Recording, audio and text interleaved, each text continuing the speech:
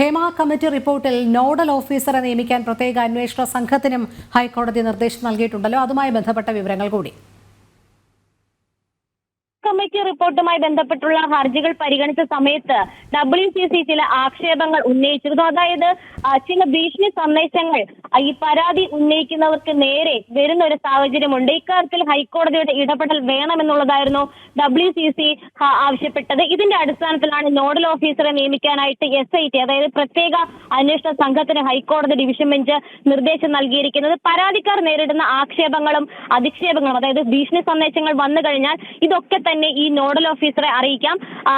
ഈ nodal officer ഇത് സംബന്ധിച്ചുള്ള കാര്യങ്ങളിൽ ഒരു റിപ്പോർട്ട് അത് ഹൈക്കോടതിയിൽ സമർപ്പിക്കുകയും വേണം. SIT ആണ് ഈ നോഡൽ ഓഫീസറെ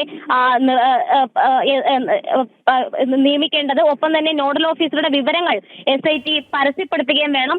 എന്തായാലും ഈ ഭീഷണി സന്ദേശങ്ങൾ അടക്കം പരാതിക്കാർക്ക് വരുന്ന ഒരു സാഹചര്യമുണ്ട്. ഈ ഒരു വിഷയത്തിലാണ് ഹൈക്കോടതി നോഡൽ ഓഫീസറെ നിയമിക്കാനായിട്ട് നിർദ്ദേശിച്ചുകൊണ്ട് പരാതിക്കാർക്ക് ആക്ഷേപങ്ങളാണെങ്കിലും ഭീഷണി സന്ദേശങ്ങളാണെങ്കിലും നോഡൽ ഓഫീസർക്ക് കൈമാറാനായിട്ട് ഉത്തരവിട്ടിരിക്കുന്നത്. എന്തായാലും ഈ സിനിമാ കോൺക്ലേവ് ജനുവരിയിൽ നടത്തുമെന്നുള്ള ഒരു കാര്യം നിലവിൽ ഹൈക്കോടതിയിൽ സർക്കാർ വ്യക്തമാക്കുകയും കൂടി ചെയ്തിട്ടുണ്ട്.